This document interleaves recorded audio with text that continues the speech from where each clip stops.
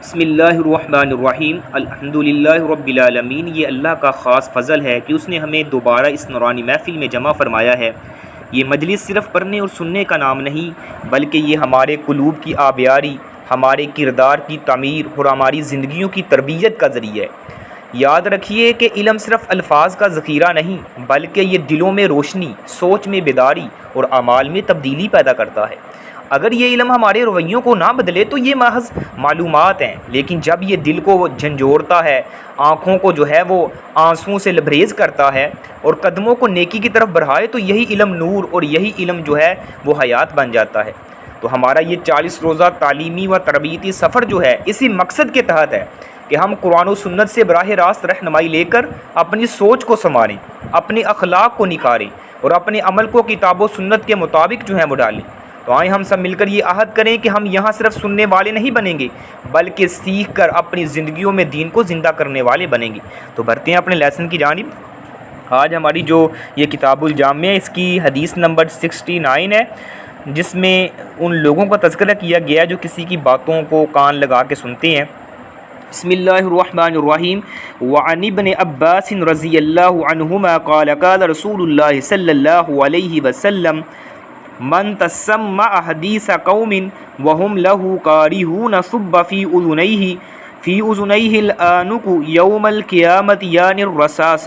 اخرجہ البخاری۔ اسے امام بخاری نے روایت کیا ہے کہ سیدنا عبداللہ بن عباس رضی اللہ تعالی عنہما سے روایت ہے کہ نبی علیہ الصلوۃ والسلام نے فرمایا، جو شخص کسی قوم کی باتوں پر کان لگائے اور وہ اسے ناپسند کرتے ہوں تو ایسے لوگوں کے کانوں میں قیامت کے دن سیسا ڈالا جائے گا، یعنی سکہ وہ سیسا پگھلا کے ڈالا جائے گا۔ اسے امام بخاری نے روایت کیا ہے۔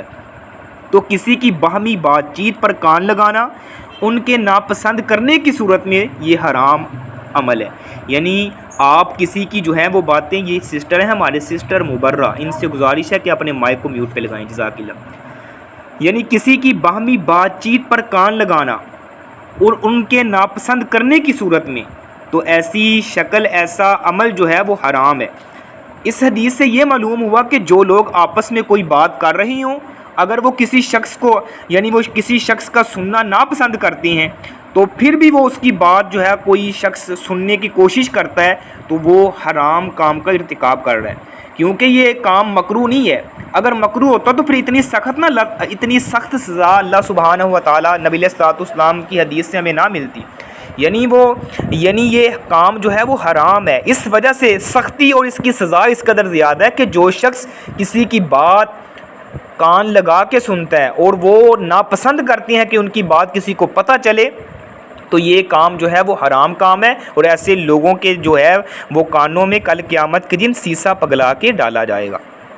تو اب سوال یہ پیدا ہوتا ہے کہ اب یہ پتہ کیسے چلے گا کہ وہ اس کا سننا پسند کرتے ہیں یا نہیں کر رہے؟ یہ ہمارے کسی سسٹر کا مائک وہ میوٹ ہے، ان سے گزارش ہے کہ اپنے مائک کو میوٹ پہ لگائیں۔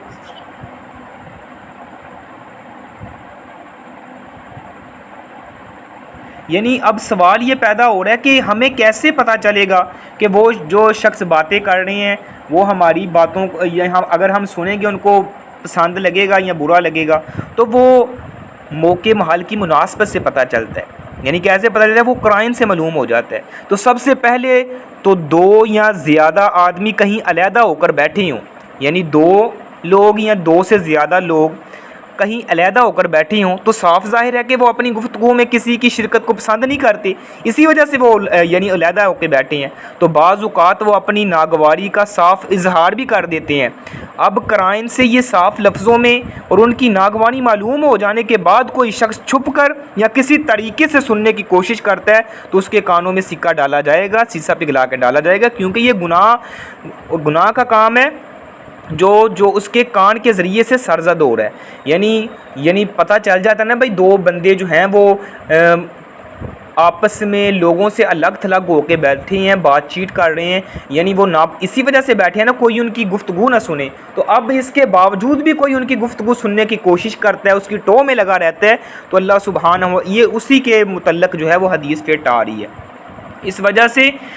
آپ نے جو ہے یہ کام نہیں کرنا، کسی کی باتوں کو جو ہے وہ کان لگا کے نہیں سننا۔ سعید بن مقبری فرماتے ہیں کہ میں ابن عمر رضی اللہ تعالیٰ عنہ کے پاس سے گزرا تو ان کے پاس ایک آدمی کھڑا ہو کر باتیں کر رہا تھا، میں بھی ان کے پاس کھڑا ہو گیا تو سیدنا عبداللہ بن عمر نے میرے سینے پر جو ہے وہ دھکا دے کر کہا، جب تم دیکھو کہ دو آدمی باتیں کر رہے ہیں تو اجازت لیے بغیر ان کے پاس کھڑے مت ہو، یعنی جب تک آپ ان سے اجازت نہ لے لیں تب ان کے پاس آپ نے کھڑے نہیں ہونا، یعنی وہ ہو سکتا ہے کوئی گفتگو کر رہے ہیں، یعنی ایسے سمجھ لیں کہ دو بندے آپس میں بیٹھے ہیں کوئی بات چیت کر رہے ہیں تو آپ کا حق بنتا ہے ان کے پاس بیٹھنے سے پہلے آپ اجازت طلب کریں، آپ کہیں کہ بھائی اجازت ہے، اگر آپ کی کوئی بات نہیں چل رہی تو میں آپ کے پاس بیٹھ سکتا ہوں، یعنی آپ اجازت لیں، اس کے بغیر جو ہے وہ آپ وہاں پہ بیٹھیں گے تو یہ ایک ناپسندیدہ عمل ہے، اس کی وجہ سے جو ہے وہ منع کیا گیا ہے۔ تو اس حدیث سے یہ معلوم ہوتا ہے کہ آپس میں گفتگو کرنے والے لوگ اگر اس کی اجازت طلب کرنے پر اسے اجازت دیں بھی دیں مگر اس کو سمجھ آ رہی ہو کہ بھائی انہوں نے یہ اجازت مجھے حیا کی وجہ سے یا جو ہے وہ عاجزی کی وجہ سے دے دی ہے تو وہ اس کا سننا پسند نہیں کرتے تو اسے ان کی بات پر کان لگانا پھر بھی وہ جو ہے جائز نہیں ہے، یعنی آپ سمجھتے ہیں کہ آپ نے اجازت بھی لے لی ہے تو وہ ہمیں اجازت دے رہے ہیں لیکن وہ دل سے اجازت نہیں دے رہے، یعنی آپ کا حیا کرتے ہیں، آپ کا ادب و احترام کرتے ہیں، اس وجہ سے کہتے ہیں کہ کوئی بات نہیں آپ بیٹھ جائیں، تو آپ اگر سمجھدار ہیں تو آپ کو پتہ چل جائے گا یہ یعنی وہ مجھے نہیں بیٹھنا چاہیے ان کے پاس، ان کی گفتگو چل رہی ہے، تو ایک سمجھدار آدمی کو پتہ چل جاتا ہے۔ تو بعض لوگ ذرا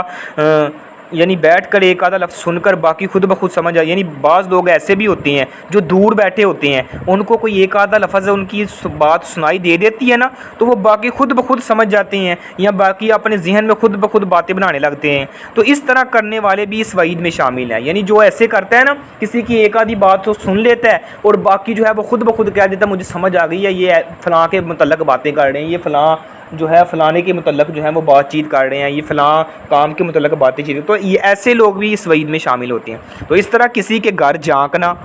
کسی کی ٹو میں لگے رہنا یہ بھی حرام ہے، یعنی کسی کے گھر آپ جھانکتے ہیں تو اس چیز سے بھی منع کیا گیا ہے، آپ جو ہیں اپنے گھر کی چھت پر جاتے ہیں، آپ جو دوسرے گھر ہیں ان کی جو ہے وہ طرف جھانکتے ہیں تو اس چیز سے بھی منع کیا گیا ہے، یا آپ جاتے ہیں کسی کے گھر میں دروازے پہ دستک دیتے ہیں، دروازہ تھوڑا سا کھلا ہوا ہے تو آپ جو ہے اس درار کے اندر سے جو ہے وہ جھانکنے کی کوشش کرتے ہیں، تو یہ کبھی عمل ہے، اس کی اسلام اجازت نہیں دیتا۔ اسلام کتنا پیارا دین ہے، ہماری جو ہے ایک ایک مسٹیک پر جو ہے ہمیں ہماری رہنمائی کر رہا ہے، اور یہ معاشرے کے اندر یہ چیزیں جو ہیں یہ عام ہو چکی ہیں، اگر آپ لوگ یا ہم لوگ اس کو جو ہے وہ سیکھ کر اس پر عمل نہیں کریں گے تو کون لوگ عمل کریں گے، یا ہم لوگوں کو نہیں بتائیں گے تو کون بتائے گا، اس لیے یہ چھوٹے چھوٹے جو یہ مسٹیکس ہیں ان کو ہم نے صحیح کرنا ہے، اپنے اندر ان کی تصحیح لے کے آنی ہے۔ ہاں اگر کسی پختہ ذریعے سے معلوم ہوتا ہے کہ فلاں لوگ جو ہیں وہ ظالم ہیں، کوئی منصوبے بنا رہے ہیں، تو پھر ان کو برائی سے روکنے کے لیے بندہ ان کی بات سن سکتا ہے، ادروائز جو ہے اس ایسے لوگوں کی بات کان لگا کے سننا وہ اس چیز سے منع کیا گیا ہے۔ تو اس حدیث سے ہمیں یہی تربیتی پہلو مل رہے ہیں کہ مسلمان کی یہ عزت اور حرمت کا پاس رکھنا جو ہے وہ فرض ہے، جاسوسی اور دوسروں کی پرائیویسی میں دخل دینا یہ سخت گناہ ہے، یعنی کسی کی جاسوسی کرنا، تجسس کرنا یا کسی کی پرائیویسی میں دخل دینا یہ سخت گناہ ہے۔ تو مومن اپنی توجہ اپنی اصلاح پر رکھے، دوسروں کے راز کھوجنے پر نہ لگائے، یعنی اپنی اصلاح پر رکھے گا تو وہ خود بخود جو ہے وہ خود سنورے گا، تو دوسروں کے وہ ہے اس کو عیبوں کے پیچھے پڑنے کی ضرورت ہی نہیں رہے گی۔ تو بڑھتے ہیں اس سے آگے والی حدیث کی جانب۔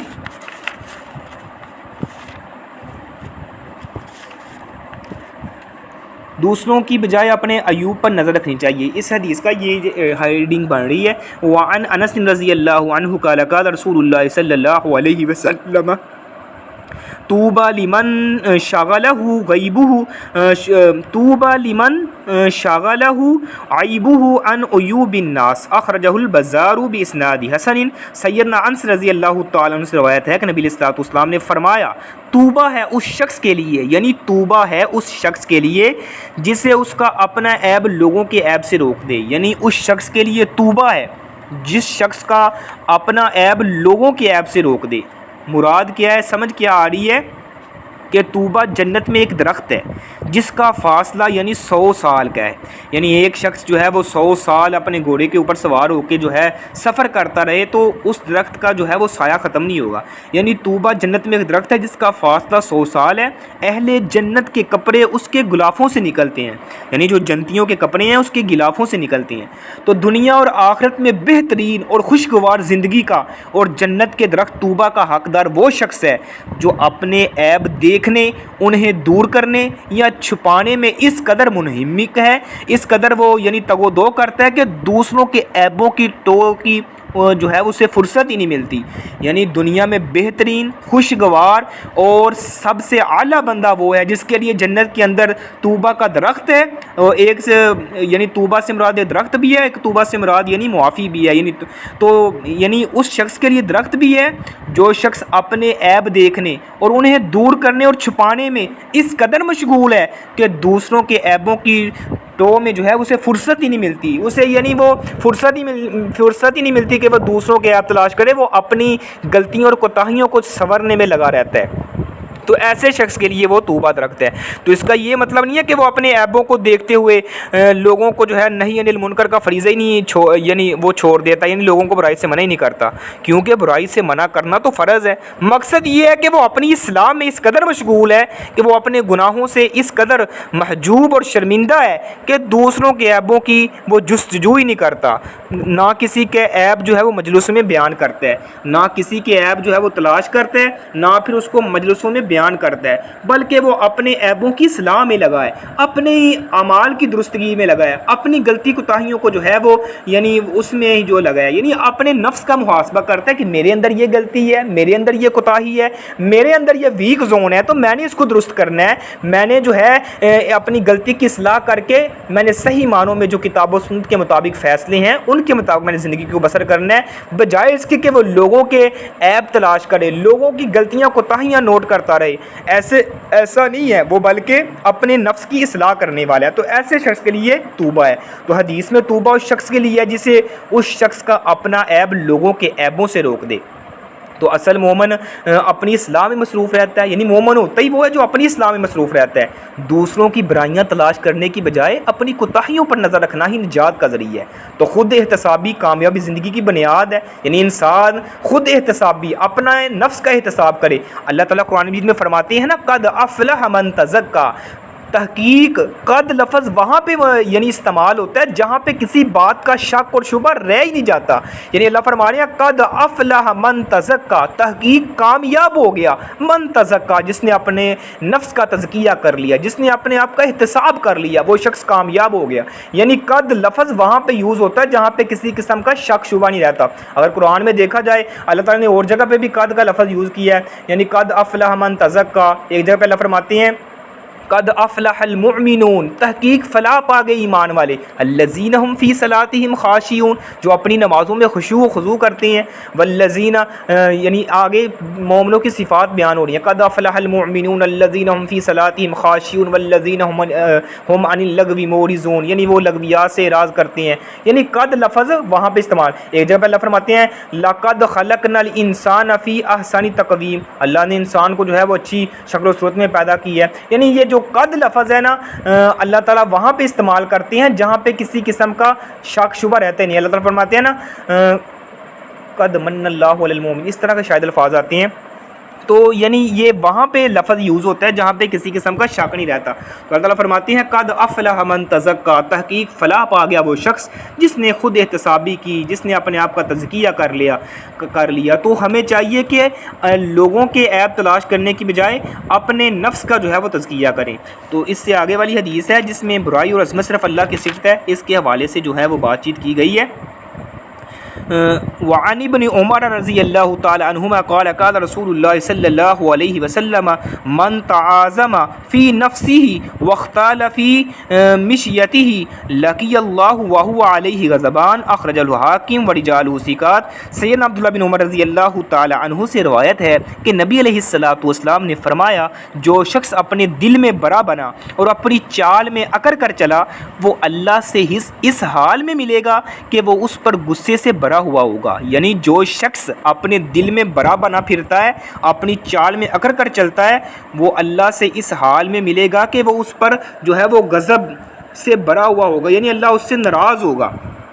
تو اس حدیث سے ہمیں یعنی کیا وہ سبق مل رہا ہے کہ برائی اور عظمت صرف اللہ کی صفت ہے، یعنی جو برائی ہے اور عظمت ہے وہ صرف اللہ کی صفت ہے، مخلوق کا یہ حق ہی نہیں کہ کیونکہ وہ تو اپنے وجود میں بھی اللہ کے محتاج ہیں، یعنی مخلوق کا یہ حق نہیں ہے، وہ تو اپنے وجود میں بھی اللہ کے محتاج ہیں، ان کے پاس اپنی کوئی چیز نہیں، پھر برائی کیسی؟ اس لیے اللہ تعالیٰ قرآن مجید میں فرماتے ہیں ان اللہ لا یحب من کان مختالا فخورا، اللہ تعالیٰ اس شخص سے محبت نہیں رکھتا جو اکڑ کر چلنے والا، فخر کرنے والا ہے، یعنی اللہ سبحانہ و تعالیٰ ایسے بندے سے محبت ہی نہیں کرتا جو اکڑ کر چلنے والا اور جو ہے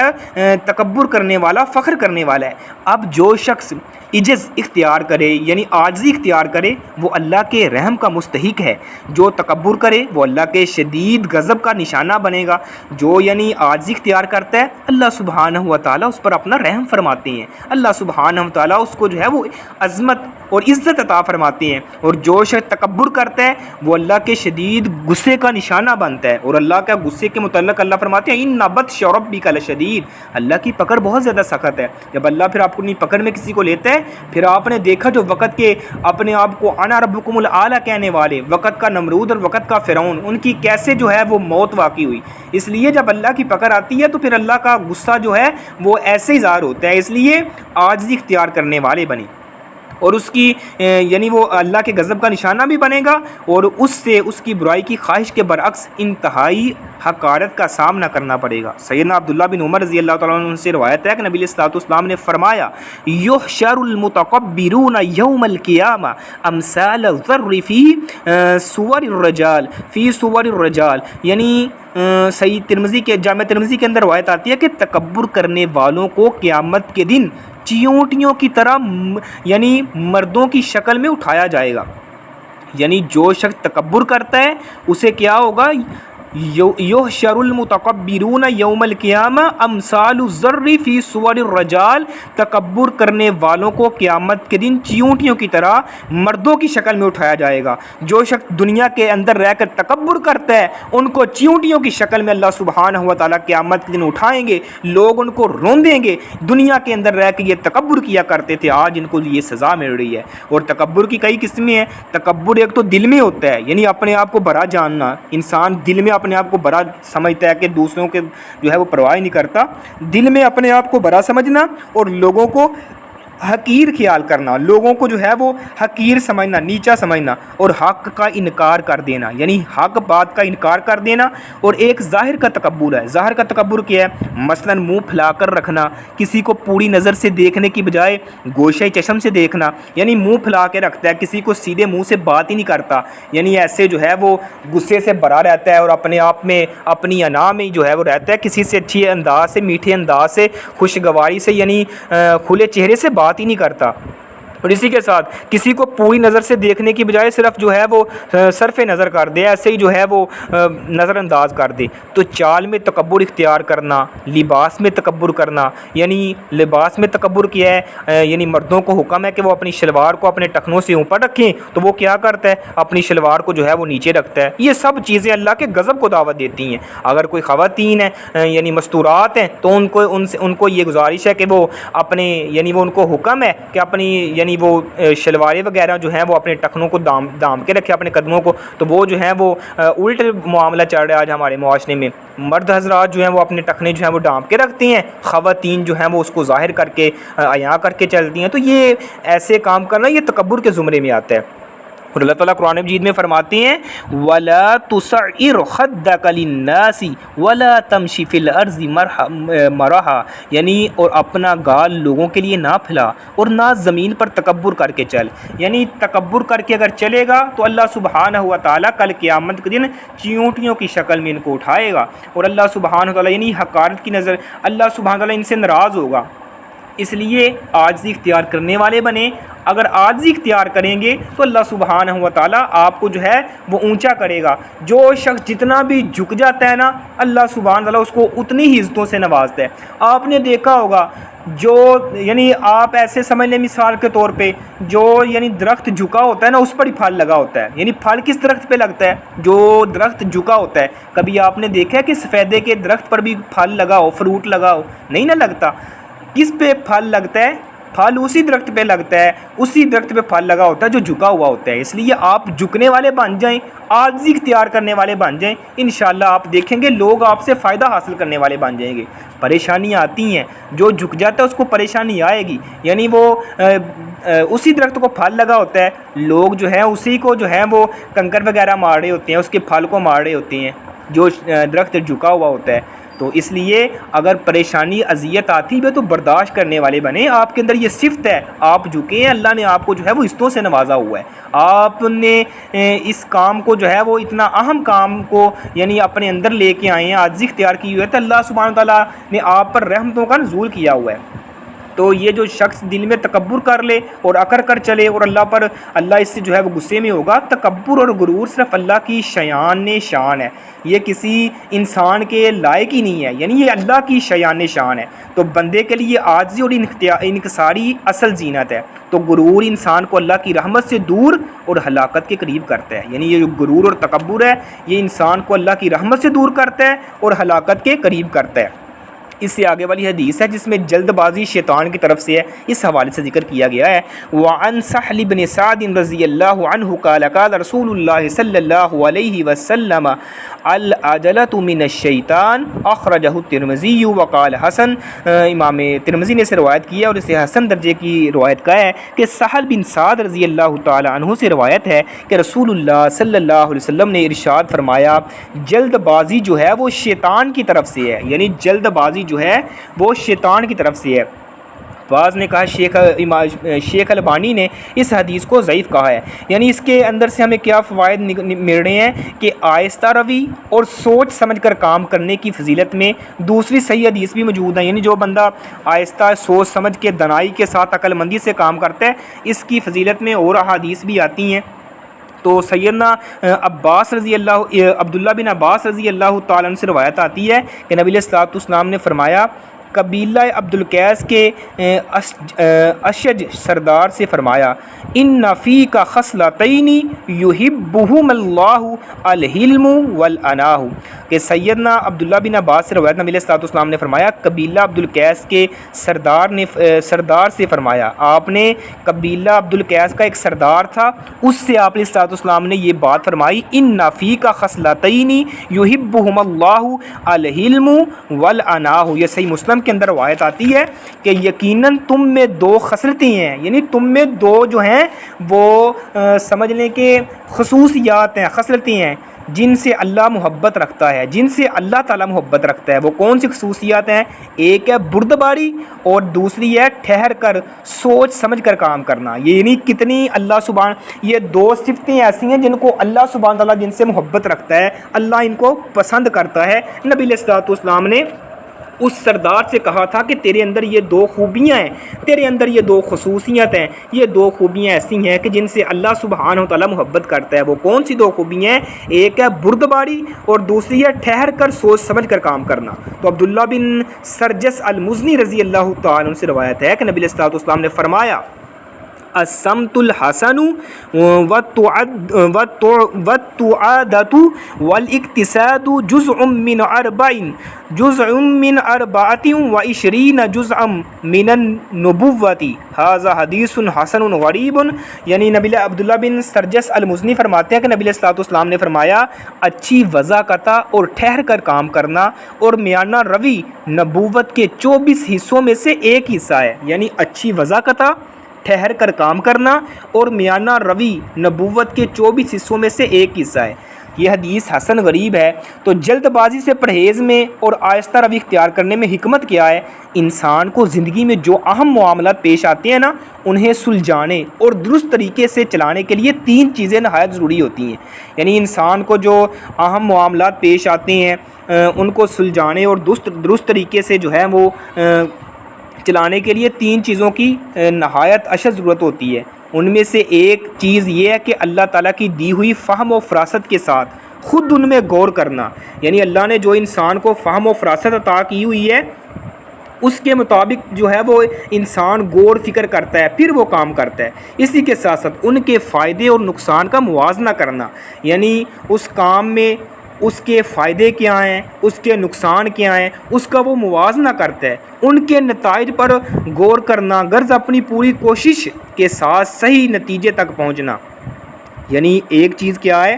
ایک چیز یہ ہے کہ اللہ کی دی ہوئی فہم و فراست کے ساتھ خود ان میں غور کرنا، ان کے فائدے اور نقصان کا موازنہ کرنا، ان کے نتائج پر غور کرنا، غرض اپنی پوری کوشش کے ساتھ صحیح نتیجے تک پہنچنا۔ یہ ایک چیز ہو گئی، یعنی آپ کو بات سمجھ آ گئی ہوگی کہ جو اللہ نے انسان کو فہم و بصیرت عطا کی ہے اس کو پورا جو ہے وہ صرف کرتا ہے، پورا جو ہے وہ اس کو استعمال کرتا ہے تاکہ وہ دیکھتا ہے یہ میں کام کرنے لگوں، اس میں میرے فائدہ کیا ہے، اس میں میرا نقصان کیا ہے، اس کا نتیجہ کیا نکلے گا، یعنی پوری جو ہے وہ اس کی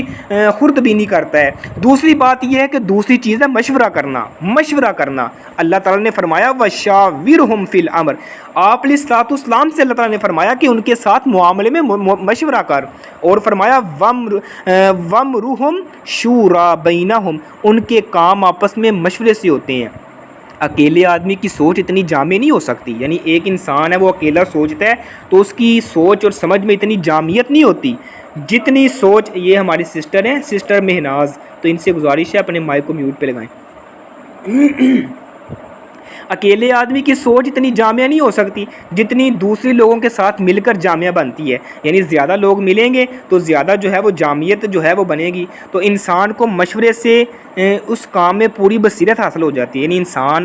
ان لوگوں سے مشورہ کرے جو اس فیلڈ کے بندے ہیں، اس کے جو ہے اس کے ساتھ مخلص ہیں، تو اگر مشورہ کرے گا تو اس سے جو ہے وہ جامعیت آئے گی، حکمت آئے گی۔ تیسری چیز ہے استخارہ، یعنی اپنے پورے غور و فکر اور مشورے کے بعد جب کسی کام کا ارادہ پکا ہو جائے تو اسے اللہ کے سپرد کرنے کے لیے استخارہ کرے۔ نبی علیہ الصلوۃ والسلام صحابہ کرام کو استخارہ اس طرح سکھاتے تھے، استخارہ کرنے کی دعا جس طرح قرآن کی کوئی سورت سکھاتے تھے۔ آپ نے ہر کام کے ارادے کے وقت 2 رکعت پڑھ کر دعا استخارہ پڑھنے کا حکم دیا ہے، یعنی آپ نے جو بھی معاملہ کرنا ہے، جو بھی کام کرنا ہے، جو بھی آپ جو ہے وہ معاملہ کرنا چاہتے ہیں، کاروبار کرنا چاہتے ہیں، تجارت کرنا چاہتے ہیں، لین دین کرنا چاہتے ہیں، کوئی چیز خریدنا چاہتے ہیں، شادی کرنا چاہتے ہیں، آپ سب سے پہلے کیا کریں؟ سب سے پہلے تو یعنی 3 چیزیں بیان ہوئی ہیں نا، سب سے پہلے اللہ نے آپ کو فہم و بصیرت عطا کی ہے، اس کا پورا استعمال کریں، اس کے فوائد دیکھیں، نقصان دیکھیں، رزلٹ دیکھیں کیا نکلے گا۔ اسی کے ساتھ ساتھ مشورہ کریں اس معاملے کے بارے میں، اپنے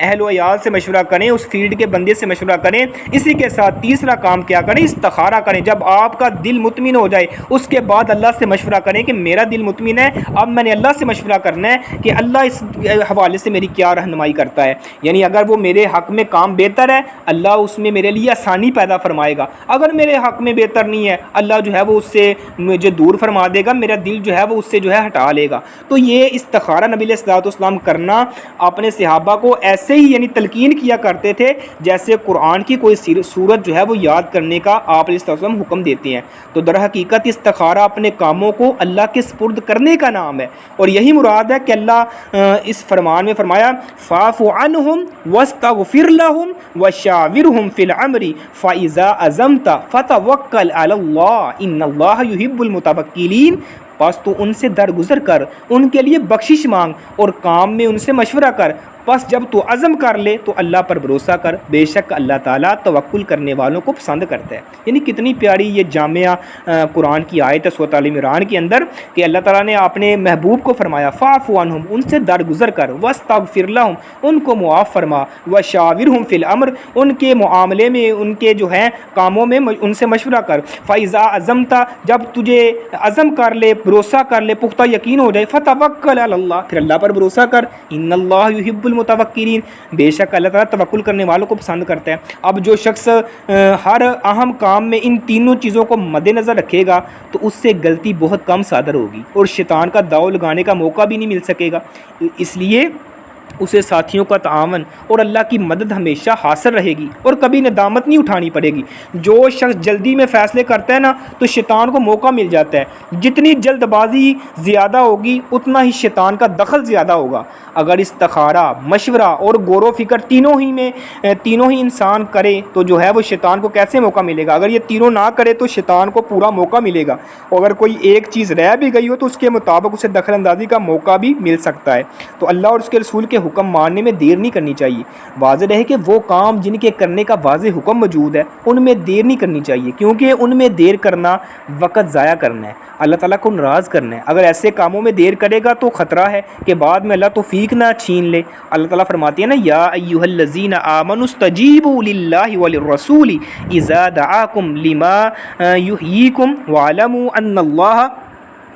یحول بین المرء وقلبہ وانہ الیہ تحشرون۔ سورۃ انفال کی آیت ہے کہ اے وہ لوگوں جو ایمان لائے ہو، اللہ کی اور اس کے رسول کی بات قبول کرو جب وہ تمہیں اس چیز کی طرف بلائیں جو تمہیں زندگی بخشتی ہے، یعنی جہاد ہے اور دیگر احکام ہے، اور جان لو کہ اللہ تعالیٰ بندے اور اس کے دل کے درمیان رکاوٹ بن جاتا ہے، اور یہ کہ تم اس کی طرف لوٹائے جاؤ گے۔ اس لیے جو بھی اہم کام ہے اللہ اور اس کے رسول کے مطابق جن کی طرف بلاتے ہیں تو ان کاموں کو کرنے میں جلدی کرنی چاہیے، یعنی نیکی کے کاموں میں جلدی کرنے کی تاکید بہت سی آیات میں آتی ہے، احادیث میں آتی ہے۔ جیسے اللہ تعالیٰ نے فرمایا فاستبقوا الخیرات، بھائی نیکیوں کی طرف آگے بڑھو، نیکیوں میں سبقت کرو، اور ایک جگہ پہ فرمایا وساریوا الی مغفرۃ من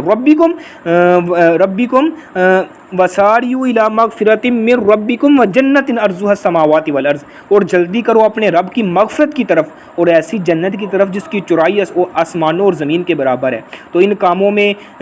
نہ غور و فکر کی ضرورت ہے، نہ مشورے کی، نہ استخارے کی، یعنی جو نیکی کے کام ہیں ان میں جو ہے وہ استخارہ کرنے کی، یعنی انسان جو ہے سمجھے کہ میں نے نماز پڑھنی ہے، نماز کا ٹائم ہو گیا ہے تو مشورہ کرتا پھرے، استخارہ کرتا پھرے، تو یا توبہ کرنے میں جو ہے وہ استخارہ کرتا رہے، اللہ سے معافی مانگنے، تو یہ کام میں ویسے انسان کو جلدی کرنی چاہیے۔